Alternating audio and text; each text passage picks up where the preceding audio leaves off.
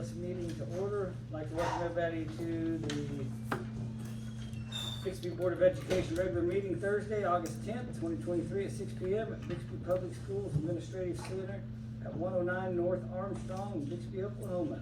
As always, we will be live streaming, is that correct? Recording to post. Recording the post, and it will be posted on the same link. All right, bixbyps.info/YouTube.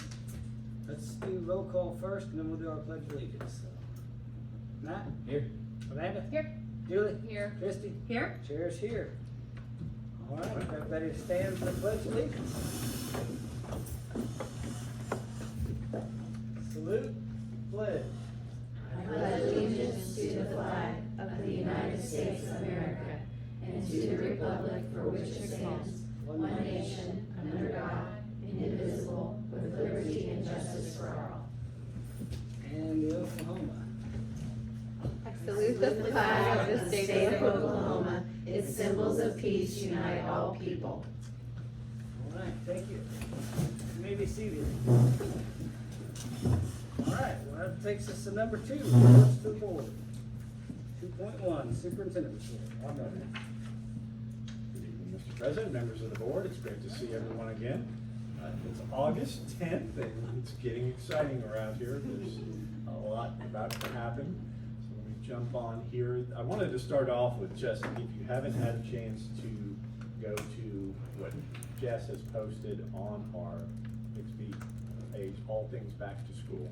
And this literally, if you could open that link, Marcella, I put that there. If you haven't looked at it again, just want to brag a little bit on Oops. Jess and the amount of work that she. Did you want me to click on that? No. Well, no, just go back to the one right there and just scroll down. So there's a one pager, then there's quick links to all the different departments, things that a parent may need to know, a full schedule, and then down on the bottom, you know, all these different transportation, child nutrition, then each of the schools as well. Jess has been meeting with principals and updating the information there. So this really is a great resource for parents and families. So Jess, thank you for the amount of work that it took to put this out. Welcome. Good news is that even with our transportation routes and stuff, we were able to get those out a week earlier than what we had projected, which then gives them more time, parents, to say, hey, how come my kid's not routed, or you know, there's a change, we moved to a new address, those sorts of things, to get that cleaned up before we actually start running buses next week. So really great stuff on there. I have to say, you know, this is always a busy time with everything going on, getting ready for school. Our principals, I know, have been working extraordinarily hard, and teachers and counselors that have come back. But I really do need to commend some of the people in here. Lydia and Jamie have been working long hours, let's just say, to make sure that we've got all those things ready, that teachers are properly certified, that we've got all of the contracts done and things like that. And guy in the back there, Dave, he's going to speak here in a little bit. He's probably pretty exhausted by now. I had to almost perform CPR on him this morning because he was a little frustrated, but he and Adrian over in maintenance and all of your team have done just a great job. It's not to say everything's going perfectly, because it never does, but we're in better shape than what we have been in most years with getting schools ready and open for that. Transportation, Faith, again, she's been the one doing the scheduling this year, and she's well ahead of that. So Mary and John and the leadership out there have really made some important steps, and we'll see, obviously, when next week happens, but we feel like we're in a pretty good place relative to transportation. Are we short any drivers still? We are, and we are short 5 drivers. Oh, I see, okay. But that's the reason that we're doubling up those routes like Okay. we did last year. So that's still in effect until we're able to get those drivers back up. But we are, I guess, fully staffed to fill the routes that we currently have, although some are double routes. And we recognize as parents that that's an inconvenience for some. Some kids have to show up early and stay a little later. So we're going to continue to pursue and try and get more bus drivers in. We've hired a couple in the last couple weeks. that's one of the benefits of having Mary, is Mary's a certified trainer and examiner, so she can get the people in, train them, test them, get them certified, and we don't have to send them off and spend the time doing that. So with that, here's kind of a quick staffing update. This is a couple days old. I know we've approved. We have a Spanish solution today. It's Okay. not a hire, it's a long-term sub, and then if we choose he's certified in Spanish, he can take Okay. the job. So we've got a solution for that, and we've actually divvied up files on the sped resource teacher. Okay. So when you consider that we have about 100 new certified teachers, because normal attrition, retirements, those sorts of things, and then we hired about 50 new positions in order to address our growth. We recognized that we had some large classes last year, and we were able to fill almost all of those, which is, well, we were all of those. And so that's really fantastic, and that's a testament to the work of the principals. They really hit this hard and spent a lot of time. Support, we still need some paraprofessionals, although that number, I know we hired another one today at EI, and principals are working on that. I know Mr. Vernon at the middle school's doing interviews for that now, and high school's working on it too. Couple playground recess aides. We have a media center aide, as I informed the board last week. We did have a sudden resignation of our high school media specialist. So as an interim fix, we have moved to Kim, who is our 9th grade media specialist. She's gonna manage both of those libraries, and we're gonna hire a full-time aide to make sure that the libraries are open at all times. So she'll kind of manage both until we develop a plan for moving forward with that. Well, and I asked you the question on having the 9th grade, just keeping the age, but by law, we have to have, for so many kids, you have to have an actual librarian, is that correct? Okay, Or we have to file for a waiver. Right. okay, But okay. since we haven't posted the position, we wouldn't really be able to apply for a waiver, because we Okay. haven't even tried to hire anyone, but Okay. it's really not the best time to hire a high-quality media specialist. So that's why we're, So the waiver is if you actually tried to fill that position, you have to try to fill it first, besides saying we just would prefer not, okay, yeah, or to go another route. but we have to Okay. show, similar to emergency certifications, Okay. we have to say that we've posted the position, there's not a qualified candidate available. Go ahead, Libby, what were you gonna say? Well, we needed the waiver for numbers elsewhere, I believe, anyway, because there are certain requirements for both full-time media and an aide or a half-time aide, or depending on the numbers. And I think we've now hit the moment that will require a waiver at a certain rate for sites anyway. And we'll be bringing that to We'll you bring it, guys yeah. in a month or two. So, here's our class size, and I know I shared these with the board. The numbers in red are intermediate, the blue are elementaries. You know, we have some kindergarten teachers here who are probably pleased with those averages. How many did you have last year? 30. 30? Do you prefer 20? Possibly. She's Lower not would gonna be know what to nicer. do, yeah. But right now, across the district, our average kindergarten size is around 20.6. That will probably grow a little bit, but not significantly. It'll be under 22 when we start school. K through 3, again, we're shooting for that 22, 23, kind of right there in that sweet spot. 4 through 6, our average is a little higher, close to 24, but again, for those grade levels, 24, 25 is a reasonable number. Much better than what we ended last year when we had some 5th grade classes at Best Intermediate that had 29 and 30. CI also had some very high classes. We solved part of the problem at West by adding classrooms and then adding teachers to those. So we're in great shape to start the year, and we'll just have to see if we get additional growth. Here's where we are today. I think that number's actually 8112, withdrawn a few, but since August of 2018, which was my first month here, where we had just under 6,200 work, now at 8119, about a 31% increase in enrollment in 5 years. It's pretty significant. If you look at the numbers across the top, and I've shared this with the board before, but the next 3 grades, high school grades, will all be in the 500s, and then from that point on, because 6 of the 9th grade, largest class they've ever had. Our 6th grade class is at 664. And then going all the way down to 3rd grade, we're at 600 or just below 600.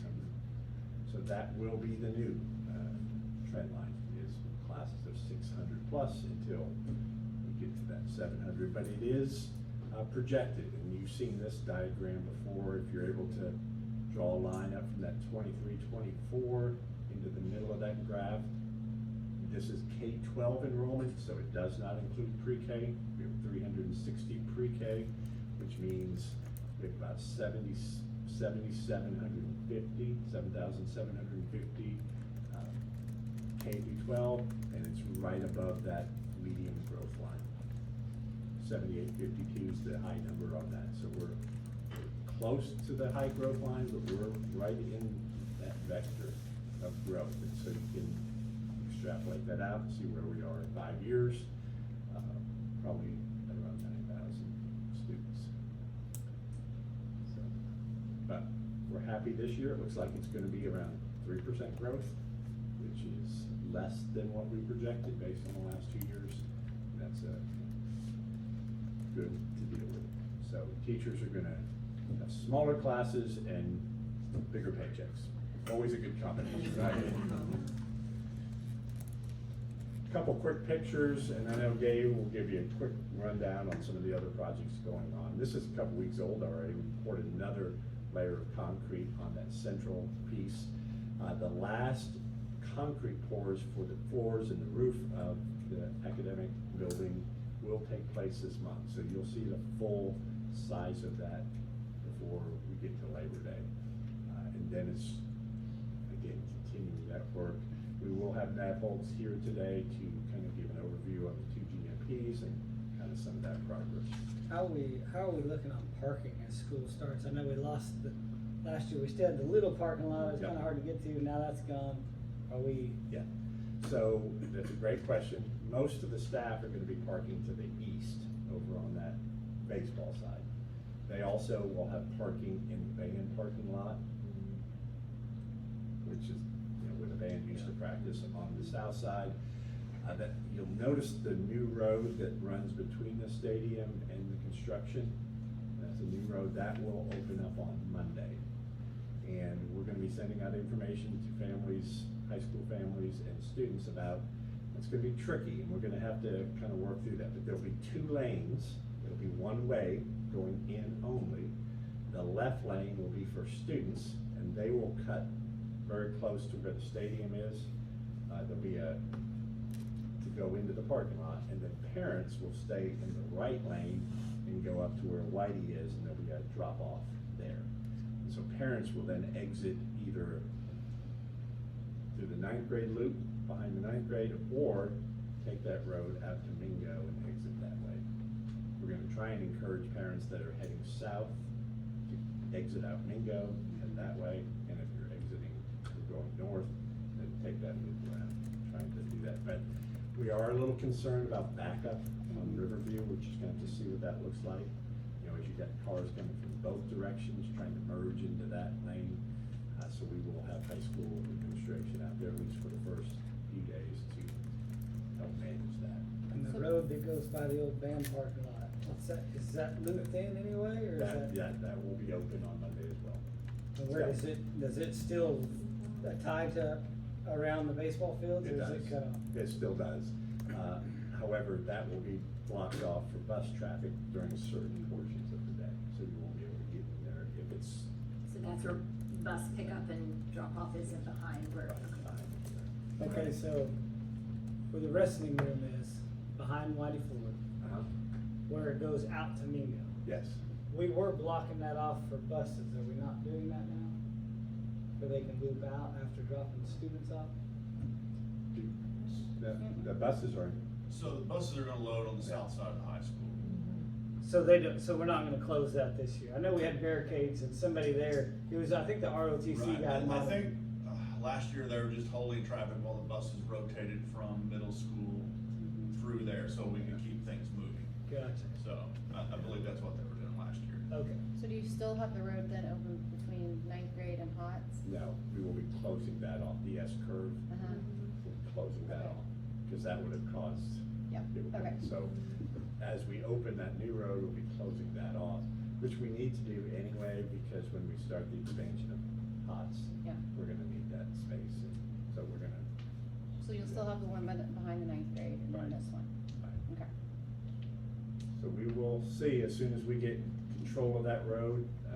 Gabe and his crew are gonna go out there and put some arrows, so we'll have a white lane and a red lane that will be clearly marked, and then we'll be sending out apps and instructions, and everyone will follow those directions perfectly. Are we still, is this still gravel from the road that goes behind the ninth grade center? Is that section still gravel? On that north side, oh, If it's in Uh, where the- Just the section right behind, Alt Ed, basically, so the main drive is asphalt all the way around. So just that little section that connects to the high school, that's still? Yeah, gravel? but that's really not gonna be for use. Oh, it's for not? General public, no, they need to stay on the asphalt that goes around by, tennis and the, practice gym. Yeah. and eventually that road that we're talking about, that's now for parent drop off and students, that will become the bus loop, and it will run behind the stadium and then run behind grass field. We're gonna extend that road, so it'll head straight out that way. That's the long-term plan, to get those buses, and so they'll pick up ninth grade from behind the ninth grade center, which they've done before, and head that way. Just little growing pains we're gonna have to deal with for a while. In the fall, parking is not as big a problem because we don't have a lot of sophomores that are driving. In the spring, it will start to get tight again.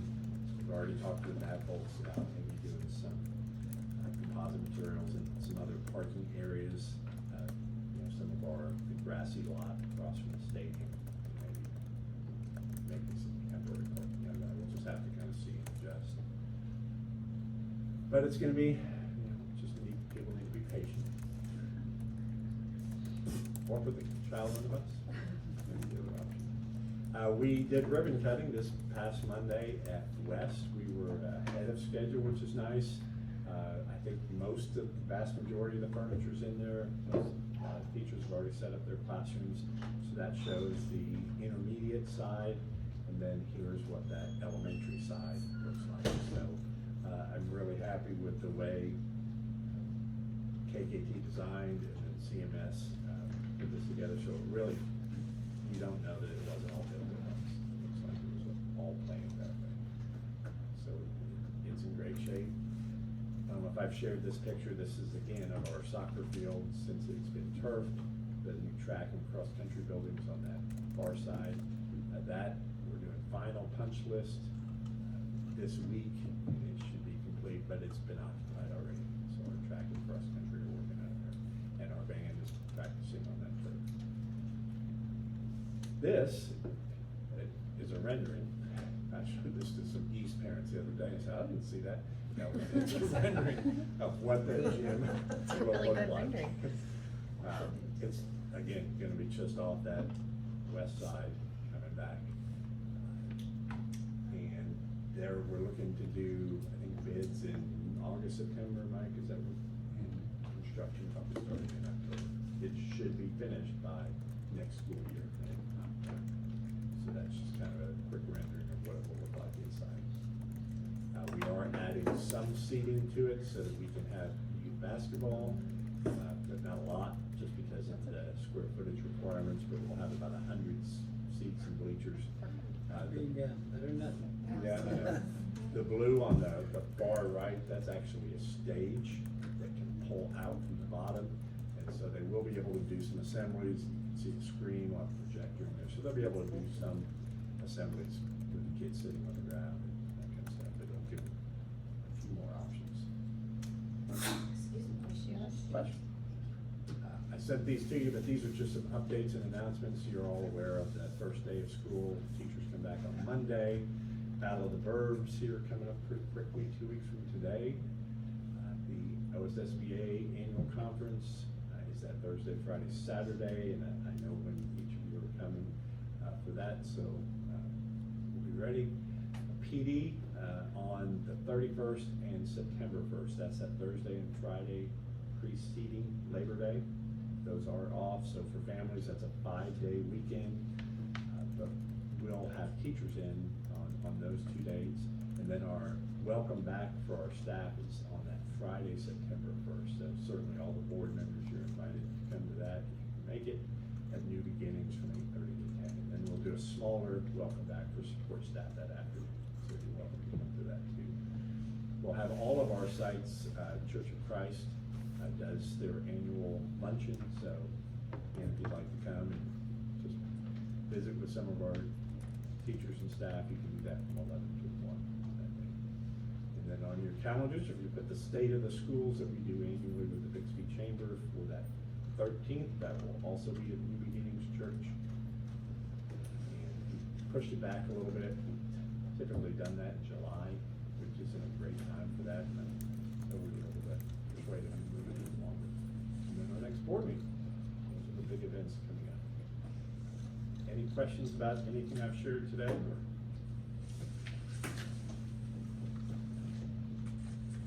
All right. Thank you. Sherry. Thank you. 2.2, teaching and learning, Cheryl. Cheryl's been another very busy, and I apologize. I omitted the incredible work that you've done with our welcome back for teachers and Tanya and your instructional coaches. You've been extraordinarily busy as well, getting our teachers ready. Busy what we call PD season already. Well, I know it's a busy night and I don't have a lot, we haven't started school yet, but as Mr. Miller said, it has been a busy lead up to getting prepared for school, and it's August, so I feel like we have to talk about teaching and learning. August is the first one.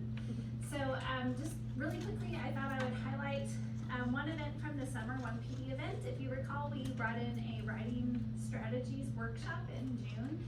And it was a 5-day workshop, 1 day for elementary principals and 4 days for elementary teachers. And we asked for volunteers for those teachers to come, and we had 22 teachers spend 4 days of their summer coming in for writing strategies PD.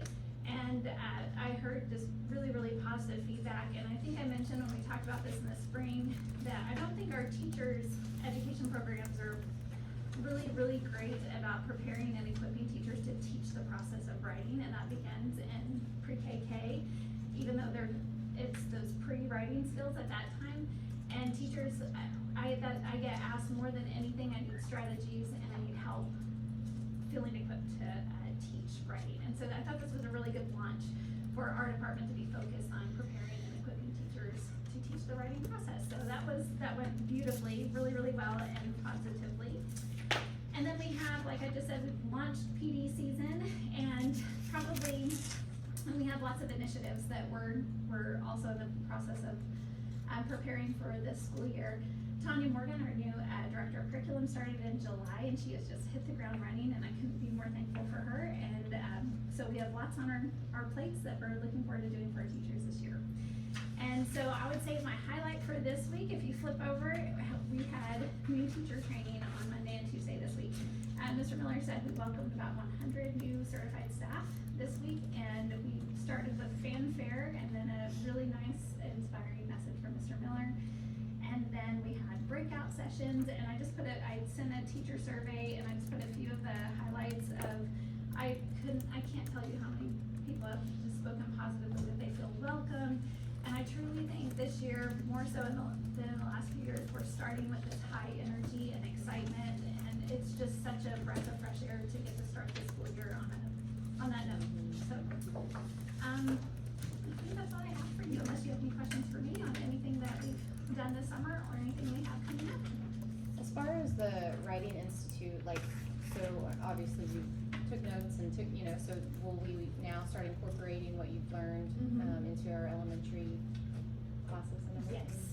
So the 1 day with principals really helped us establish the foundation for what our expectations for what the writing block will look like within the reading block at our elementary sites. So we have about a 90-minute literacy block at our elementaries, and we want to do 30 minutes of that with a writing focus. And again, especially in those younger grades, writing looks differently. However, this presenter helped us say, okay, we're gonna have a 10-minute mini lesson, and then we're gonna have a 15-minute independent practice time, and then a 5-minute wrap up.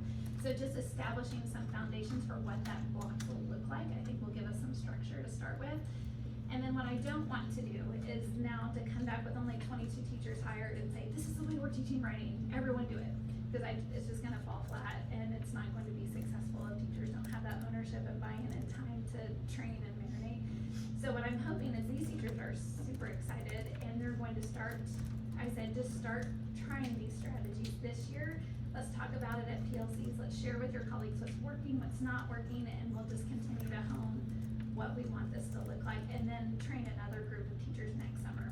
That's my hope, and then hopefully by then, after 2 summers, I think we'll have enough experts in-house that after that we can host it ourselves and teach our teachers that process. So I think it's a 2 to 3 year process for our K-3 teachers to all be teaching writing the same way, and then as we roll up to grades 4, 5, 6, we'll probably have to start the process over again and do it again. So, Good plan. yeah. Thank you. You're welcome. All right, thank you. Thank you. Sure. Okay, 2.3, facilities and operations report. Yay. We'll bring Gabe. He's coming. Good to see Gabe still smiling. And that is his. That's as good as it gets right now. No, we've got a lot of things going on right now. Some of them going better than others. This is a good one. This is the soccer building. I forgot to put the before picture on there, but if you remember, it's just that ugly brown. So we went ahead and we painted it to match the track complex, which is across from us. So now that facility is kind of unified in its look, and it drastically improved the look of that building, because it looked terrible. Moving on, so.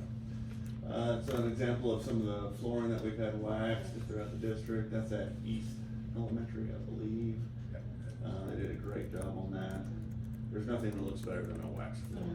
It's just, Give it a couple there's so weeks, much yeah. work. It takes so much time and money, so.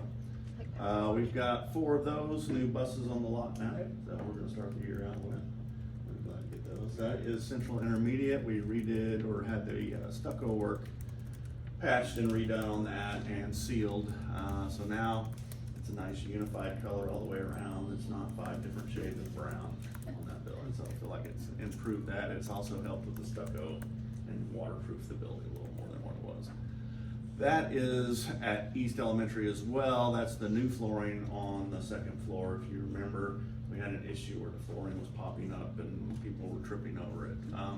So that's what we've gone back with. It's similar to what is on the 1st floor, but it's a non-wax floor. Obviously, we do low maintenance. This is also the floor that's going down in the hallways at North Elementary as well.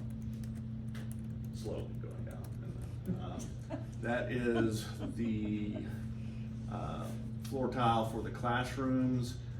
East Elementary got that in their art room and a science room, I believe. And then North Elementary has that in their classrooms that we've redone this year. There's still some more we have to do next year, but these are the areas where we had to do that waterproofing. So it's actually a pretty heavy material. It helps with, there's just a little bit more cushion to it. It actually helps with sound a little bit. So, and it's a pretty nice look. It's got a little bit of gray, a little bit of brown, but not too much of either one. So it goes with our new furniture pretty well. There's another look. I don't know what's that in that order, because I just emailed them randomly, but that's another look at the flooring at East Elementary. And that is the paint, not the greatest picture, but the paint at East Intermediate. You can see we did the red on what little soffit areas they had on that, and at the end of the hallways, you cannot see it at all, it looks black, but it's got the bright vivid blue that we've gone with. So, that building, it looks a lot brighter and cleaner in there now. So, that's it for the pictures. We've got a lot going on again, North Elementary. Fingers crossed, the last of the floor tile goes in tonight. Teachers have already been in the building trying to get their rooms ready. They've been really patient and really kind, because it's a mess over there. New furniture has been coming in as well, so it's just less than controlled chaos over there, but it's getting there, and the teachers are getting their rooms set up. So we'll be ready to go. It's just, it's tight and it's stressful for them, and we certainly didn't want it to be that way for the teachers, but some of the issues with the waterproofing and the flooring just didn't mesh, and so it caused some delays, with product that they had to add to make the system work, so. It's unfortunate, but we're getting there. We've had our teams out, almost our entire maintenance team has been going from building to building to building to building, helping with furniture moves and moving teachers around and hauling out trash, and it's just it's been ongoing. It's a lot of work. We're trying to, we've got a few things on hold, trying to get all those critical things that we need done for the first day of school done. And that's one of the most important, make sure we get the teachers in where they need to be. Our guys are working extra hours right now to try to keep up. They're actually gonna come in this weekend and do some mowing to try to catch us up on that. Who knew we were gonna have a monsoon in August? It's not fair, the grass should be dead by this time. But that's where we are. We've got mulch stacked at all the playgrounds, ready to go in and remulch those. So we've got a lot going on, a lot to do, not a lot of time, but I'm fairly confident we'll have the most critical things done. What about the leak at Central? We got all of that, the alarm was going off, what was that? It was a gas or, I'm sorry, to bring up a sensitive subject. At CE. Yes, fire CE, yeah, There's that actually was- a leak in the sprinkler system, Okay. in the, Yeah. what's it called, riser? The riser, yeah, it's sensed And they fixed a it low that pressure. night. Okay. It was fixed that night. So nothing to delay that building? Now, it was a weird coincidence of things that were going on, because those systems had just been inspected that day, so I think that one had got stuck in test mode. So the call didn't go out because it was in test mode. It's just the timing of it. you Which wouldn't isn't think what would set have off the happened. alarm. No, The leak it's- set off the yeah, alarm. two separate things. Yes. But since it was tested, it didn't go to the fire department. Which is a concern. It is very big, but Fun time, okay. Thank How- you. How many are on your staff? I think we've got 16 guys right now on the staff, and they all have jumped in to do the extra hours and whatever it takes to get the job done. That's awesome. So, Thank you. Thanks, Dave. And the CE thing, just anecdotally, Yeah. it's like, people have time to post it on social media, but not call 911. It's a fire alarm going off, but it's just. I wonder why that fire alarm's going off. Somebody's taking care of this, How about yeah. we call the fire department?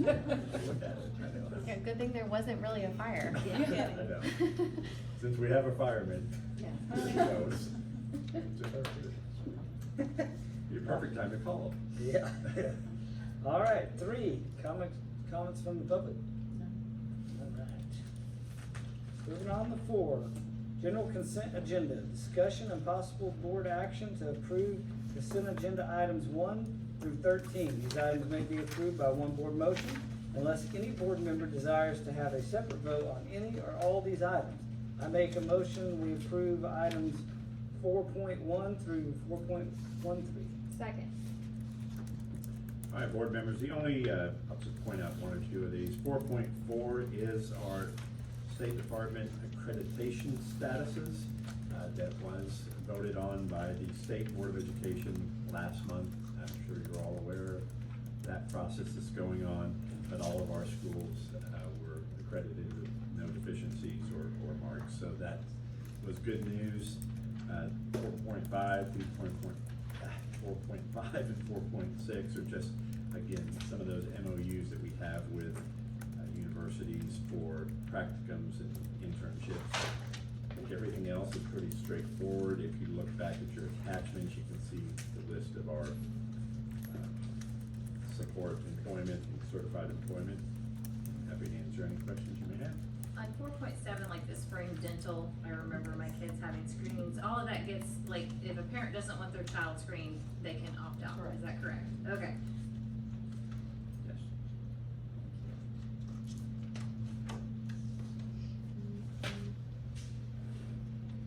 Any other questions? No. All right, call for a vote. Matt? Aye. Amanda? Aye. Julie? Aye. Christie? Aye. Chair votes aye. All right, we're going to move forward to 7.1 due to the speakers being here. So 7.1, under operations, 7.1, discussion and possible board action regarding amendment to the GMP for the Bixby Stadium and Track Project. I make a motion, we approve 7.1. Second. And we'll amend that here in a second based on the amount that Jordan shares with you. How you doing? How are you today? Good. Okay. That'll be good.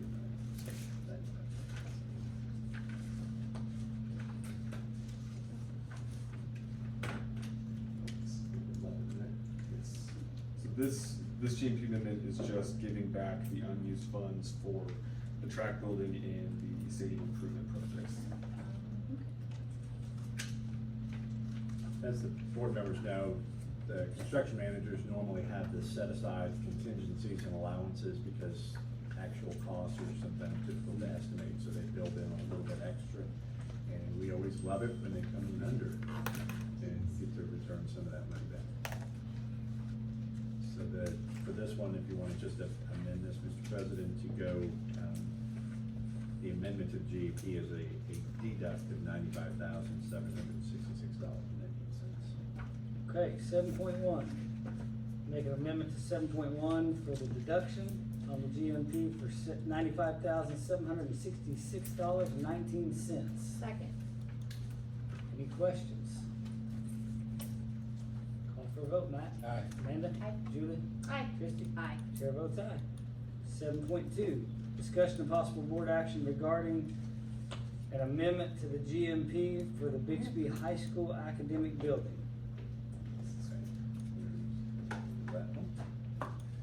And this will be for the amount of $1,204,879. I make a motion, we approve 7.2.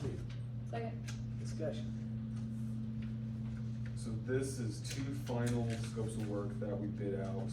And then a couple, I think we decided to add alternate two to the contract. It's actually a deduct. And then a couple finalization items. And this should be the very last one, so unless something comes up or something changes, which we'll kind of product as we go, this should be where we're at.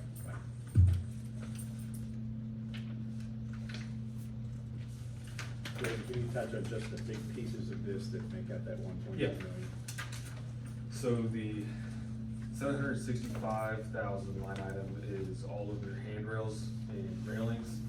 So you have the majority of the handrails are decorative steel or glass, so we had that separately steel contracted. So specialty contractors tend to do a better job than just a standard steel guy on something like that. And then the 27.1 is all of your low voltage systems, so your card readers, security cameras, and all that good stuff. It's Lighthouse Electric, which does most of your guys' stuff on campus, so I think that's good that they were the low bidder. And part of that, the reason why it's in this is because we were waiting, our Yeah. team was trying to figure out the total number of cameras and all the pieces of equipment that go with this, and that's why it was delayed. I think Steven and his team had a lot of meetings with KKT to make sure everything was exactly what he wanted. 50.1 is alternate two, which when we did the previous GMP amendment, the plan was not to accept it, but then I think you guys met with some of your teachers and showed them the tack wall stuff, and they decided they didn't want it, so added that to this. 50.2, when we bid out phase 4, the metal panels came in. If you guys remember, the metal panels came in quite a bit higher than we were thinking, so we went through some pricing exercises, made a small tweak in the system, and was able to get $651,000 out of that. And the next three items are a couple PRs that we've gotten, catching up some of the civil drawings to the landscape, so there's a couple items that came up in that. And then we carried one allowance. We don't wanna install those fancy handrails until as late as possible, so we carried allowance for temporary handrails just to keep everybody safe. Do you have any, how did all these bids come in? Any of them surprise based off of our original? No, these two were good. Yep.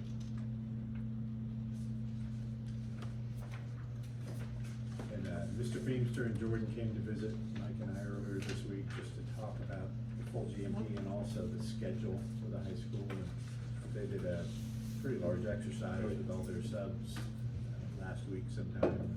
They kind of lay out all of the different aspects that have to be done by a certain date.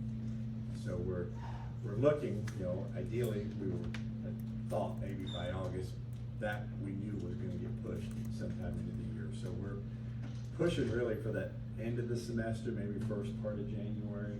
So we'll be meeting with Mickey, trying to figure out, is there a way that we can maybe occupy parts of this building in furniture and technology so that we, once they give us the full building, we're able to transition into that, even if it's by spring break, just so that this year's junior class gets to occupy that building for a portion. There are some challenges associated with that, so we've got to work that out, but Jordan assures us that we're still looking for efficiencies, and if we can get things done and have great weather, we can carve some time out of that. But we're still looking for some time during the 24-25 school year for this building to be occupied. And we're confident that sections of the building will be available earlier than that, and then we'll work with the city of Bixby fire marshal to see exactly what they want to see to allow you guys to start at least moving furniture and getting used to the building ahead of that final date. What's the time frame until we get to the point where we're done with concrete, have a roof, where weather doesn't affect delays as much? So, the way the structure is kind of built is interesting, where the wings, with the expansion joints, the wings are kind of almost standalone buildings. So right now, we've actually topped out the south wing, and drywall or framing is gonna start on Monday.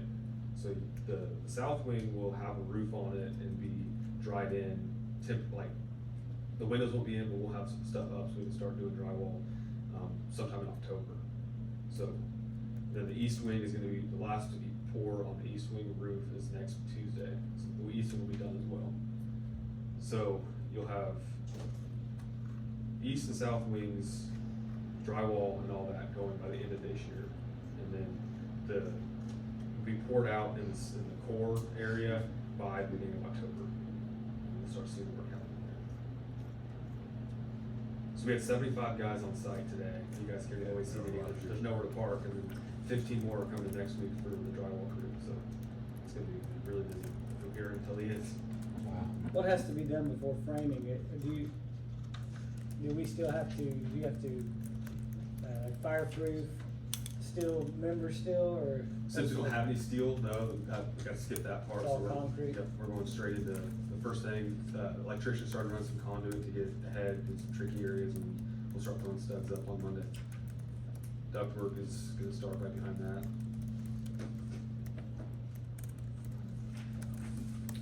Any other questions? All right, call for a vote. Matt? Aye. Amanda? Aye. Julie? Aye. Christie? Aye. Chair votes aye.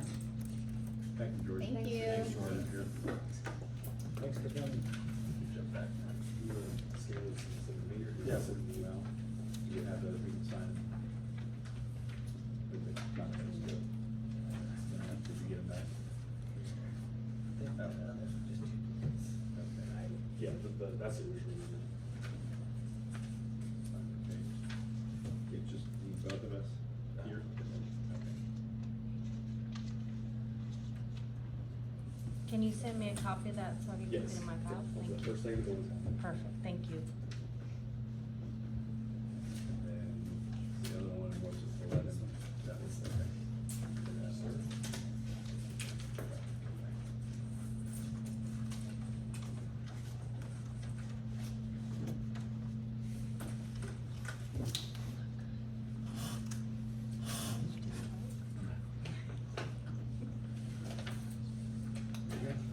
Thanks, sir. Yeah.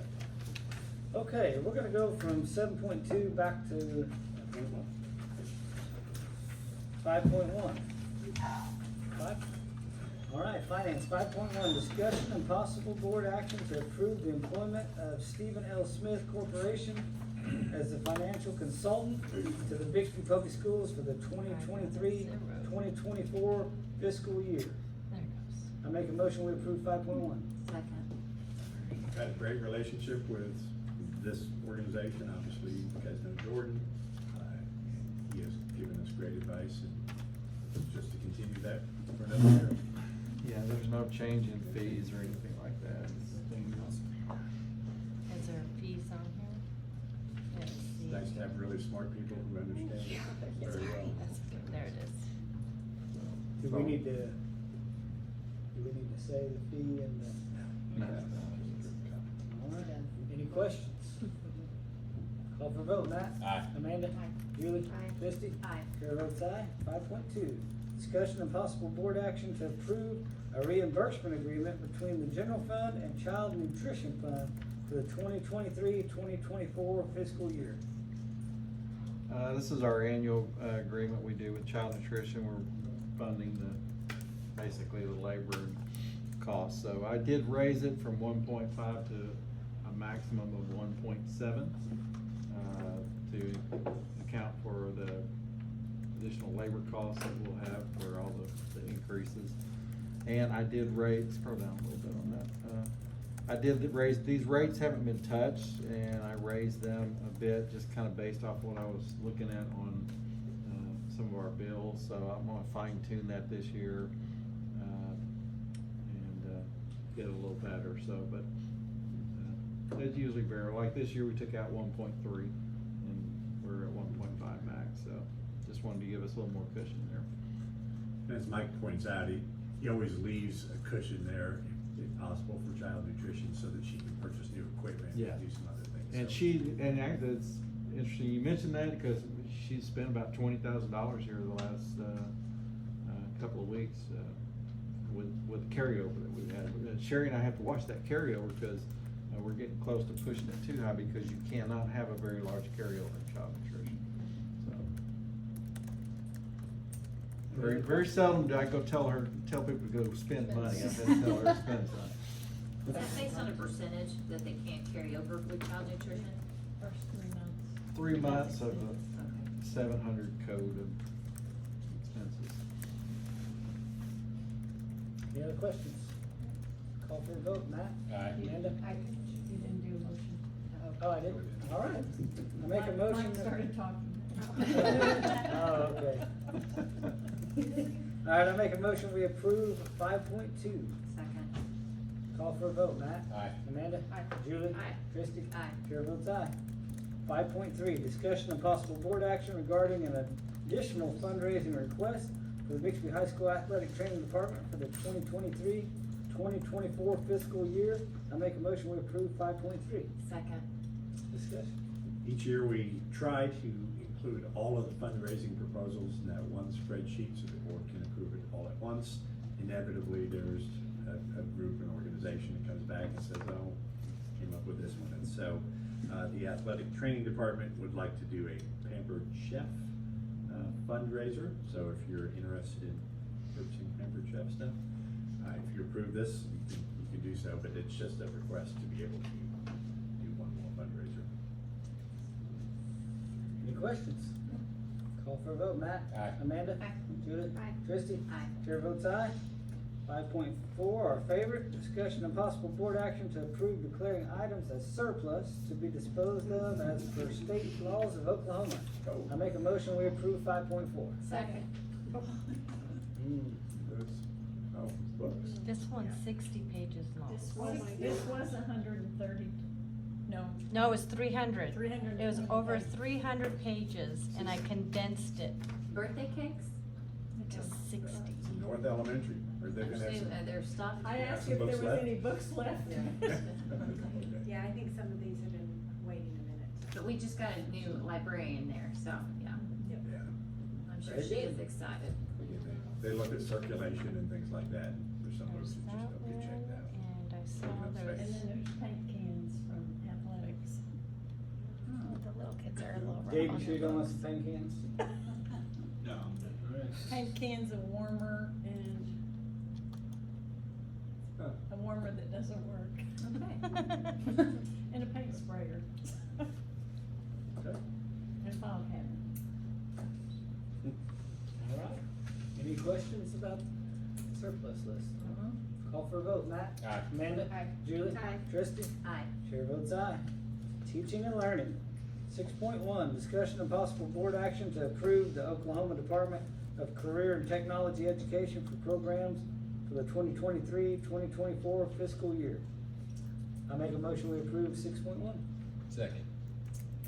We are actually expanding some of these programs. We'll have a new middle school program, which is the next item, and we've added a second ag teacher to allow that program to expand a little bit.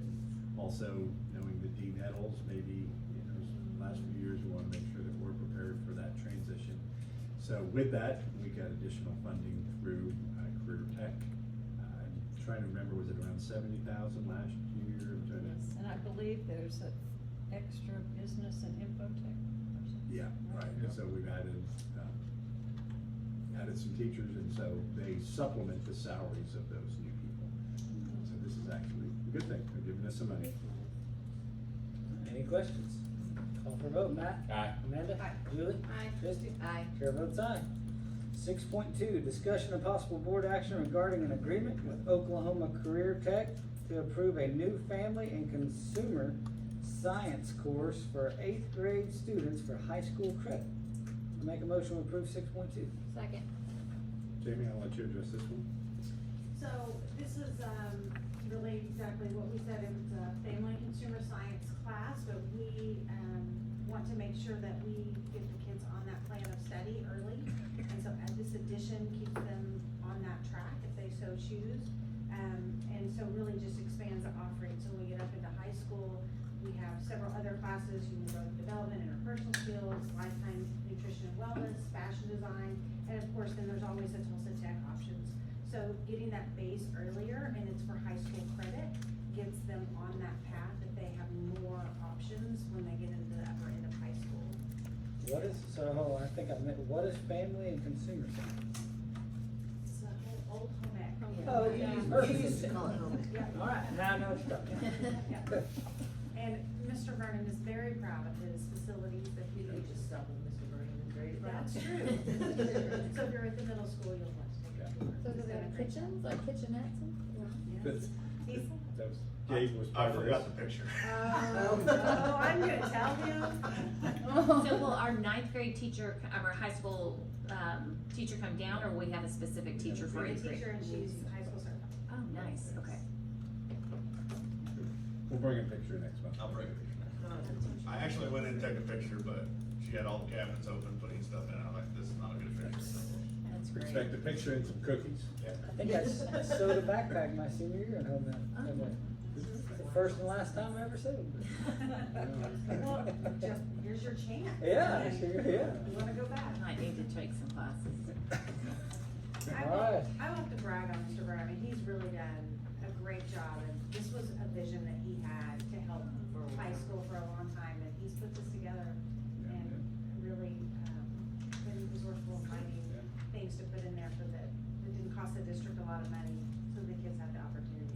As well as adding ag, so now kids, the 8th graders have an opportunity to get into ag programs. That's, With that, and then also the architect, opportunity that that's really exciting, the partnership, so KKT. all right, any other questions? Call for a vote, Matt? Aye. Amanda? Julie? Aye. Christie? Aye. Chair votes aye. 7, back to 7, we're at 7.3. Discussion and possible board action regarding contracts with the city of Bixby for the provision of 4 school resource officers at a cost not to exceed $228,240 for the 2023-2024 fiscal year. I make a motion, we approve 7.4. Second. I know that's Oh, unusual. sorry, 7.3, make a motion, we approve 7.3. Second. Yeah. I know that's unusual language, the not to exceed, but there's a reason for that, and I'll let Lydia explain. So we have contracted with the city for 4 SROs. Currently, we have 2 returning, Kendall and Jones, who will be here indefinitely, I guess. Kendrick is returning, but only into September, because he's been promoted to detective. So that changes one of the officers on the contract. 2 did not return, and no, that's not true, Kendrick's one of them. Another one did not return, and so we have an opening. So that gives us another one. We have interviewed, we have selected 2 that I believe will be going through the hiring process and get here as soon as possible. But we still wanna approve 4 officers, it's just that 2 are pending, and Kendrick will be moving out when the next one moves in. And then the other one will get on as soon as we can process. I suspect it'll be about the same time though. Lydia, are they already Bixby police officers, or are they with other departments? Yes, this contract is with the city of Bixby Just the for city, Bixby okay. police officers. And we've done, as a district, we did contracts in the past with other entities.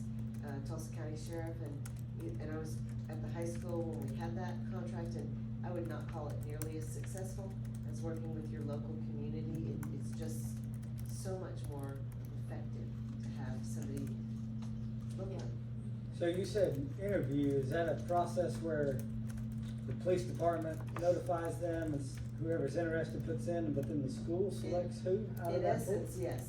The police department has whatever their contract or negotiated agreement on their end requires that they do to post. They post that, the people who are interested get filtered over to us. And they can set the criteria initially, but sometimes that doesn't always work out. We don't find what we need. And so they adjust the criteria and come back with the whatever round we need to do, and we select. Now, it doesn't mean that we don't work together. They give us reference checks, we ask questions, we make sure that it's gonna be a good fit. And I think they have told us truthfully what they believe are good fits in their reference checks when they send folks over. We've had a very successful interview process this go round, and we did it twice. And this year is the first year we've changed a little bit of structure in that we have Corporal Konchak, who actually oversees the SRO program, so they report to him. In the past, they really didn't report, they went straight to Choate, Assistant Chief, and that really got a little overwhelming. So we have a little bit of a new structure, but it's worked well. Any other questions? All right, call for a vote. Matt? Aye. Amanda? Aye. Julie? Aye. Christie? Aye. Chair votes aye.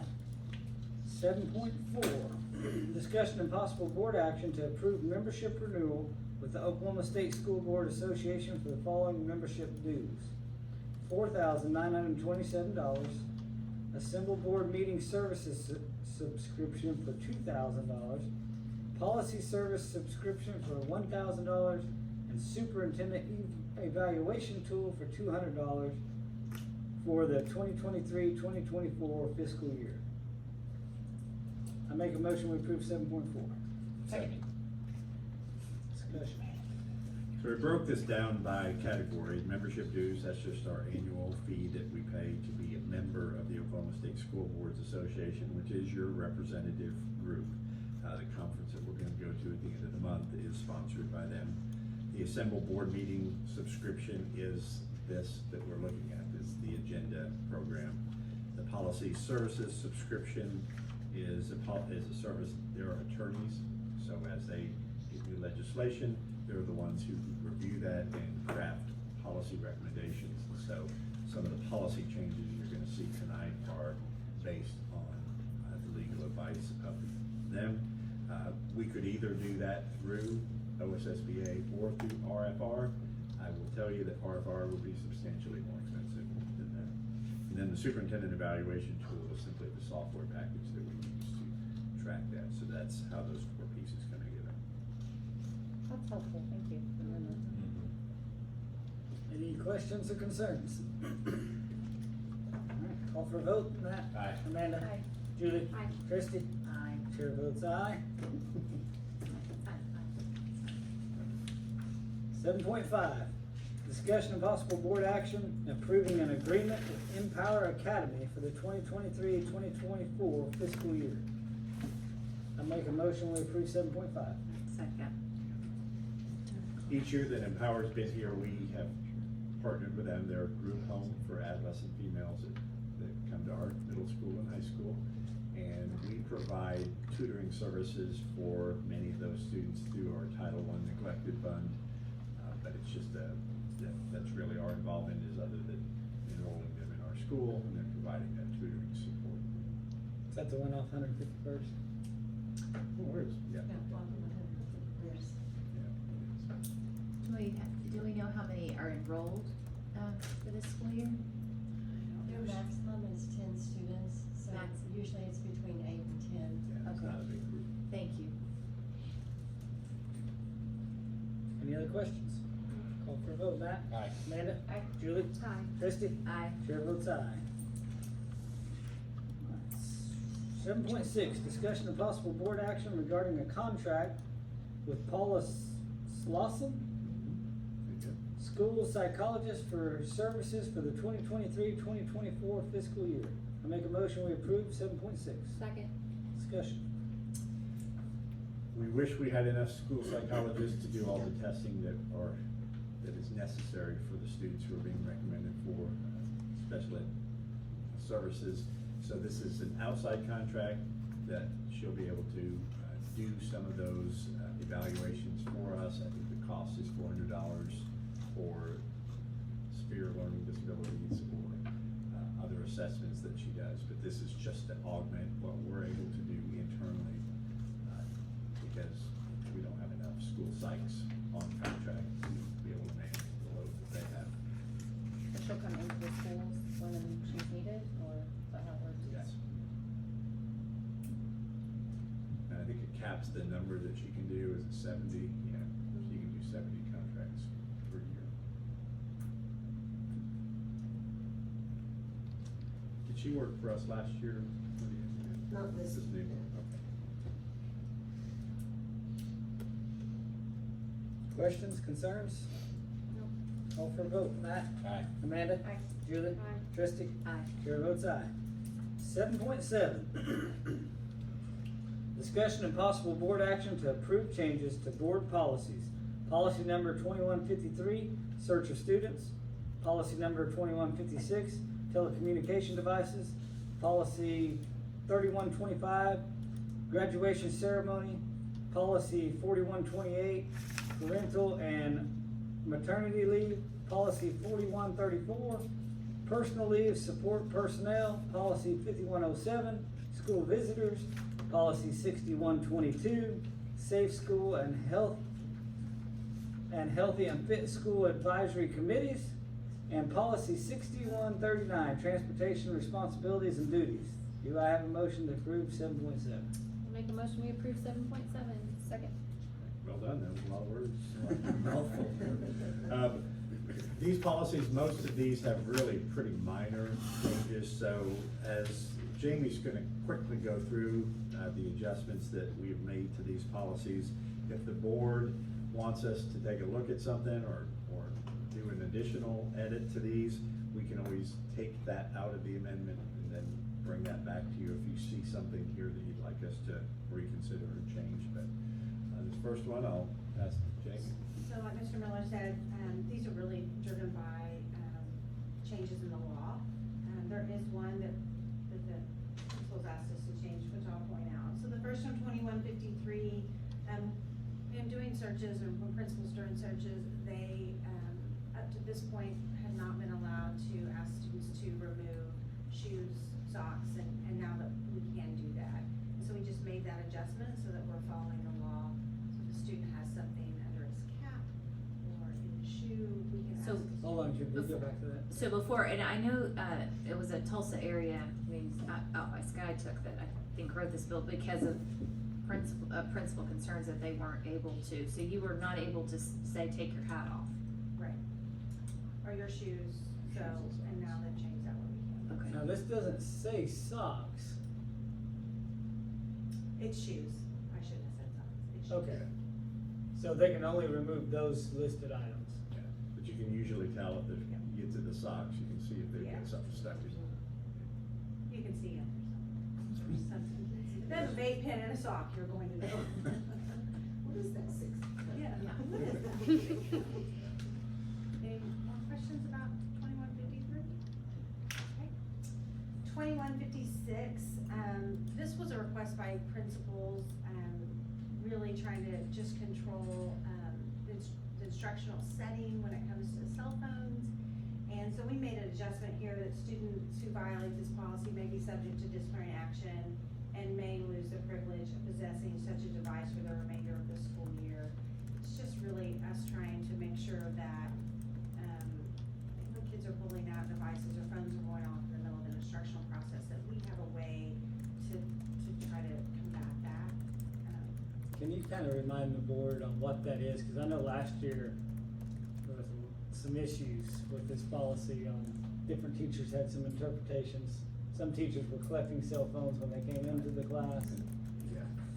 So, that's true, and what we've done is really taken that away, that's part of this, to say, look, we're not going to get into a power struggle with you, but there will be discipline actions if you don't follow the rules, which is the case with anything, but we wanna put, the teachers in a really positive light to be able to say, I'm not gonna get in a power struggle with you, but there will be a consequence for this behavior. Can you remind, I can't read that, can you remind me what the rules, kind of just the gist of when you can or cannot have your cell phone? Yeah, in general, what this says is that you can have them in the halls, or you can have them at lunchtime, but you can't have them out during class time unless a teacher gives you permission, and that's normally with an instructional something in mind, or it could be an accommodation. A kid gets to listen to music because they're done with their lesson, or it calms them down. So there are circumstances where a teacher has the right to make that decision based on individual kids or whatever's going on in their class. Perfect. But we did take that language out, you see the part that's stricken there, having the wireless device confiscated in a teleparent conference. We want to coach our teachers to not get in that power struggle. Bottom line, it's a $1,000 device, and when you start telling kids, hand over your cell phone, it sets up the power struggle.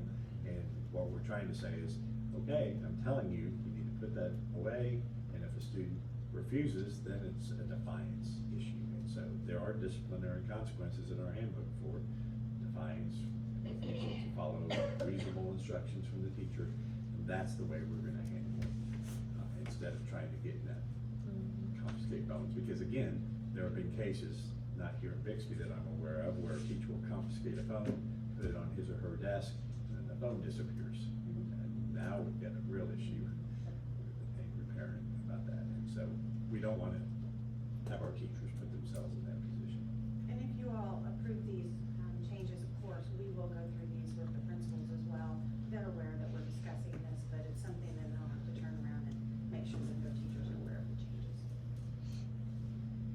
So graduation policy 3125, this is a change in the law, and it's on, we changed just some wording about maybe subject to disciplinary action on number 3 because we took it out of the bottom, but the main change is B. And of course, I know you all have heard on the news about students wearing items to graduation that represent a faith or something of that nature. And so when the law changed, of course, then we needed to change our policy, and it just says that members of federally recognized Indian tribe or the tribe of another country will be allowed to wear eagle feather and have beading around the edge of the mortarboard. So that's from law, and I took it straight from what they passed. Well, we took out that last paragraph because it's unneeded. We're talking about graduating seniors. There could be disciplinary action because they violated policy, but in most cases, it's not. What are you gonna do there? They're graduating, so. Yeah, that's what we changed up at the top, or maybe subject to discipline, and we just changed that, so. Do you want me to keep going and then go to yours? Either way. 5107? So this was a request from the athletic department. Had a couple of issues at athletic events this last year, and it's a request from them, really, that they want to help parents when they get caught up in games or any kind of activity and they lose their positive sportsmanship, that they are required to participate in a class, and it is Kate's desire to really take that away from academics. And the way the policy read before is that was one thing. So if she banned a spectator, it was also banning them from school. It was all encompassing. And with this, what it does is says, look, if we're gonna give you some chances and try to coach you through this, and then if you continue, then you will be banned from the athletic event. But of course, we still want you to have every right to go to school and participate in your child's education, go to parent-teacher conferences, and we don't wanna intermingle those two. So at her request, this is what we wrote up to try to address that.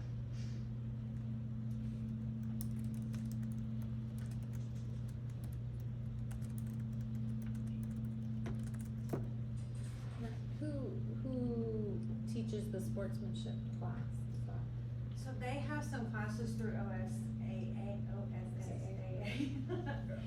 many S's and A's, that they have access to. So it's only the adult that's required to participate in a sportsmanship class? Yes, if it's this is the adult that we're Okay, talking about. okay. So, you know, when they're yelling at the, Oh, yeah. you know. I mean, you might have heard of some things Maybe. like that. It might happen. Can I play with that? How do we determine if they were being unsportsmanlike? Is it if they get warned by the, or told by the golf? Usually the ref or umpire will Yes. point it out, or an I administrator. was gonna say, and we have game managers that are there every game, and so they also know. There's a tipping point to say, that's enough. So they'll be the ones that determine that. If you went to some, and I know you did, some of the wrestling meets last year, you may have seen one or two examples.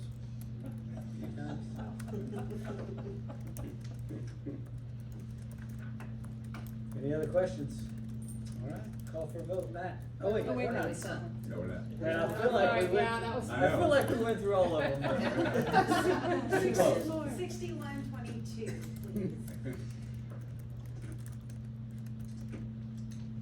So by law, we also have to, in our Safe School and Healthy and Fit Advisory Committees, discuss and, make sure that we, discuss ways to utilize behavioral health resources, including suicide prevention. And that is required that we add that to policy, so. And we will discuss that with principals so that they make sure in those committees, those things are reviewed. Hold on just a sec, sorry. I was wanting to read. Oh, sorry. As soon as before that.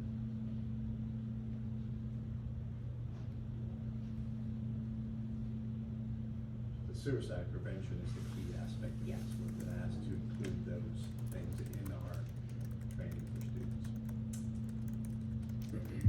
And then at the bottom, we did take out, prior to the last day of school, this is not required in law and not something that we actually participated in as far as,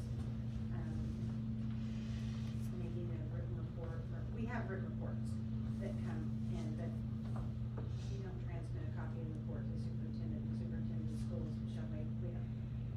But we do maintain the copies for accreditation. Now, anytime a board member would like to see those, just like anything else, you can request any of those Safe School Committee reports if you'd like, and we'll provide those. But in our policy, we're saying that we do that all the time, we haven't been doing that, so, and I don't think it's necessary. It's not required by law, If you saw the report. yeah. And my last one is 6139, which is transportation responsibilities and duties, and then, we've been following this, the law changed in that buses can now, cross district boundaries into other districts. And although that's probably not something that we would want to do, that it was advised that, the attorneys, it's something that we may. And so when we wrote this, we put BPS may provide transportation to any student enrolled in school upon approval of the superintendent designee. We discussed, we had one student last year who was, I think, on an open transfer, it was right over into Broken Arrow and had some family issues, and it would've been really advantageous for us to just to drive, it was, I don't know, a block or two, Yeah, a block or maybe, two into to be able to pick up that student. So there are instances that we've had that, I feel like we might have made an exception, although it's the only one that I can remember in 6 years of being over here. So it might be a rare thing, but it does give Mr. Miller the opportunity to say, this is one of those instances that we help a kiddo. And the statute before prohibited us from doing that, we couldn't go into another district and pick up kids. So, Just opens to up change the- that to allow, with the open transfer law, this just kind of opens it up. But we would use it very, Yeah, like I said, it's the only one I can ever remember, but in that one case, we said to each other, it would've been nice to help that Yeah. family, so. So I and- did in a different way. Yeah, so those are mine, and I think. Yeah, I've got two. If you can go to 4128, this is parental leave. We added and maternity because if you'll recall, or maybe we're not aware, but the legislature passed maternity leave for school employees.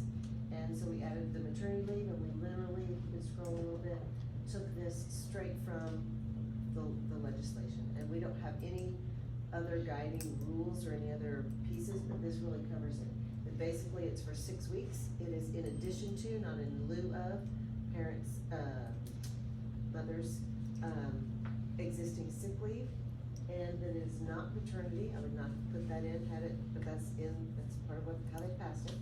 It is not paternity, it is maternity, and it is from the date of birth of the child. So if you are adopted, and you've been with a family, and you're there for the birth, or you're not, you get the child 2 days after birth, you can have almost 6 weeks, 2 days short. I mean, you get 6 weeks from the date of the birth, period. And this is mother or father? Nope. Okay. It was passed that way in the law, that's why we had to add it as maternity. It says not paternity. Does not apply to paternity leave. Does this run consecutive with FMLA, or is this completely separate? You know, I have to look into that. I believe it runs with FMLA, but I'll have to check that. It's got the same basic requirement as FMLA. He works 1,250 hours the year before, but I'll have to look into that one. I don't remember. Do you remember? I thought the same thing too. Yeah. Do you remember, Rob? I don't. I know they're still working on how this will be Rules for it, implemented, yes. because there is money that will come from the State Department to reimburse districts for that extra time that we're having to pay for a sub, in order to accommodate this. So I think they estimated 12 million. It'd probably come out of a line item from the State Department, but So you have to report it when it happens, so they know? Yes. right, and we probably have to file for reimbursement, but we have. I'm sure we will have to file. for Something to look reimbursement. into, because if we're getting reimbursement for the state, you may not be able to run FMLA alongside, because that's federal reimbursement, right? Or you may be able to get Well- both, I don't know. Yeah, I don't know, Justin, that's part of what I'm waiting to find out when they work through what some of the rules are for that. Gotcha. And when and how schools apply for the reimbursement. Yeah, so who this will really benefit are, Supplement that, but- I've never known, but you don't have money from it. Yeah, FMLA, you use your own leave, so I think what would happen is it would be the same, as FMLA, except you get the paid 6 weeks first, and then if you choose to extend and continue FMLA, you use your own leave at that point for pay, or unpaid after you're out. That's how it works in like the. That's how it's always worked here. Oh, So I I thought- assume the 6 weeks will fall into the front. I thought FMLA was, that they supplemented their income. Lots from of the people federal believe government. that, but it's not true. Huh. FMLA is a leave and a job protection, Yeah, it you is just not a can't get fired. payment. That's the bottom Gotcha. line, it's a job protection leave, not a paid leave. All right, I'm yeah, misunderstanding. so if you don't have the leave You're days not allowed. accrued, then it's leave without pay. Yeah. This You're not will allowed. then benefit those who don't have leave Correct. accrued, so now they can take paid leave away, and, again, the state should reimburse us for that, we'll see how that goes. We're fine, we'll see. And then if you could go to 4134, please, Marcel. This is just an additional, an extension, I guess, of what we did last year with negotiated agreement for certified staff. And we felt it was only fair and right to do it for support staff, but they could not have done it sooner, because this is the first year anyone can actually carry over leave. Passed it last year, and now they would have some leave to carry over. So if you may or may not recall, and that's okay, but we agreed last year in the certified agreement that we would allow rollover of personal days, so that a teacher could actually accumulate up to 5. They get 3 every year, and they could now roll over 2. There are other options for their sick, personal didn't change, but they could accumulate and have up to 5 in a year. They won't ever get more than 5, it's the max. But we had not put that into policy for support staff, and we felt like we should do the same benefit to support that we do for the teachers.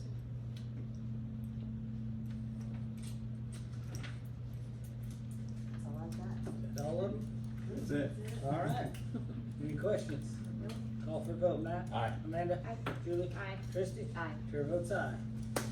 8.1, discussion, consideration, and vote to go or not to go into executive session to discuss the negotiation proceedings with the BEA, the evaluation of superintendent, and 2 open transfer appeals. Do I need to name off the sections that you have in parentheses there? No, they're Oklahoma statutes, and those are the statutes that refer to executive session, and those are the ones that apply to these specific instances. I make a motion that we move into executive session. Second. Call for a vote, Matt? Aye. Amanda? Aye. Julie? Aye. Christie? Aye. Chair votes aye. All right, 8.2, vote to acknowledge and return to open session. So moved. Second. All right, call for a vote, Matt? Aye. Amanda? Aye. Julie? Aye. Christie? Aye. Chair votes aye. 8.3, statement by board president of executive session minutes. Executive session minutes, August 10th, 2023. During the executive session, the following members were present: Amanda Stevens, Julie Prox, Justin Cheatham, Matt Dotson, Tristy Fryer. Also present was Lydia Wilson, and Rob Miller. The board discussed, while in executive session, the board discussed the negotiation proceedings with the BEA, the evaluation of the superintendent, and 2 open transfer appeals per Oklahoma statutes. All right, brings us to 9, miscellaneous. 9.1, discussion and possible board action regarding an open transfer request from family of student CB.